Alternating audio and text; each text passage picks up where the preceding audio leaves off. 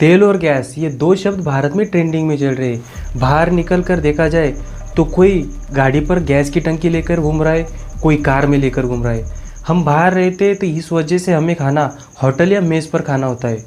तो मेस वालों ने भी कह दिया है कि आज से टिफिन नहीं मिलेगा क्योंकि गैस बंद हो चुका है। तो ये गैस बंद कैसे हुआ? तो कोई गैस बंद नहीं हुआ है, ना तेल बंद होगा। ये जो ईरान, इजराइल और अमेरिका युद्ध चल रहा है, इस वजह से ईरान ने स्ट्रेट ऑफ हार्मुज का रास्ता बंद कर दिया है। ये जो छोटा सा रास्ता है इसे कहा जाता है स्ट्रेट ऑफ हार्मुज, और यहीं से दुनिया का 25 से 30% तेल और 20 से 25% प्राकृतिक गैस आता है, जिसे हम एलपीजी एलएनजी कहते हैं। अगर हम भारत की बात करें तो हम हमारी ज़रूरत का 60% गैस बाहर से आयात करते हैं और 40% गैस हमारे यहाँ ही निकलता है। अब जो 60% गैस बाहर से आता है उसका 90% गैस स्ट्रेट ऑफ हार्मुज से आता है।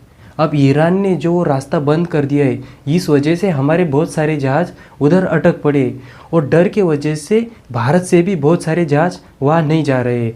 इस वजह से एलपीजी एलएनजी की शॉर्टेज आई है। लेकिन ऐसा नहीं है कि एलपीजी पूरी तरह बंद हो चुका है। अब ये जो देश में एलपीजी की शॉर्टेज आई है ये हमारे वजह से आई है, क्योंकि अगर मेरे घर में 2 गैस सिलेंडर है, उसमें से एक भरा हुआ है जो मुझे 1 महीने तक चलेगा।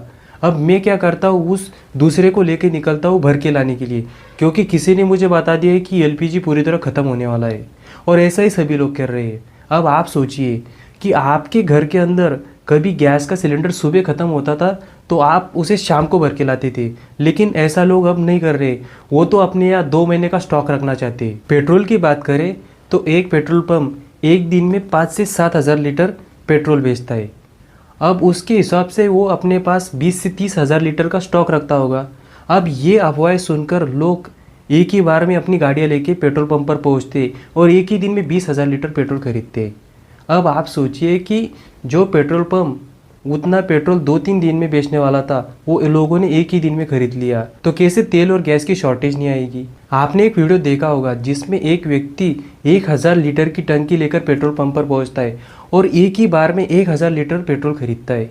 अब ऐसे ऐसे लोग तो भारत में हैं।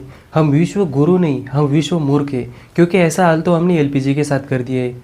अब एलपीजी की शॉर्टेज आएगी कैसे? क्योंकि हम हमारी ज़रूरत का 40% गैस तो हमारी ज़मीन से ही निकालते हैं, तो वो बंद नहीं हो सकता। अब देखते हैं सरकार इस पर क्या कदम उठा रही है। तो सरकार का कहना है कि हमारे पास अभी भी घरों के लिए पर्याप्त मात्रा में गैस मौजूद है, सिर्फ लोगों को ज़रूरत से पहले गैस खरीदने की ज़रूरत नहीं है। इसीलिए हमारी सरकार ने गैस के घरेलू उत्पादन को ही 30% तक बढ़ा दिए, जिससे गैस की शॉर्टेज ना हो।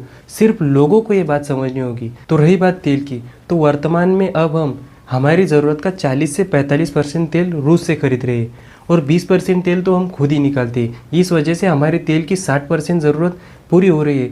तो हम तेल के लिए पूरी तरह खाड़ी पर निर्भर नहीं है। हाँ, युद्ध से पहले 60% तेल हम स्ट्रेट ऑफ हार्मुज से ही लाते थे, लेकिन अब वो निर्भरता कम हो चुकी है। लेकिन इससे हमें ये पता चल चुका है कि हम दूसरे देशों पर कितने निर्भर है। खान सर ने 2021 में बताया था कि हमारी सरकार को गैस और पेट्रोल के लिए एक स्ट्रैटेजिक रिजर्व बना के रखनी चाहिए जो ऐसी परिस्थिति में काम आए। लेकिन हमारी सरकार को कौन समझाए? 15 दिन की युद्ध की वजह से हमारी जनता इतनी हाय हाय कर रही है। अगर हमारे देश में युद्ध हुआ तो क्या होगा? अब ये हमारी सरकार सोचने वाली नहीं है। हमें खुद आगे आके इनके बारे में सोचना होगा।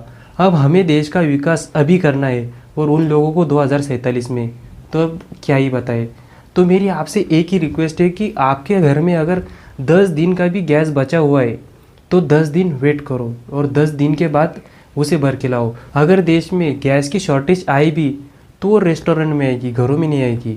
तो अगले वीडियो में हम देखेंगे कि गैस और तेल का निर्माण कैसे होता है और कैसे इनके लिए एक स्ट्रैटेजिक रिजर्व बनाए जाते हैं। तो इस वीडियो में इतना ही, मिलेंगे अगले वीडियो में, तब तक के लिए जय हिंद।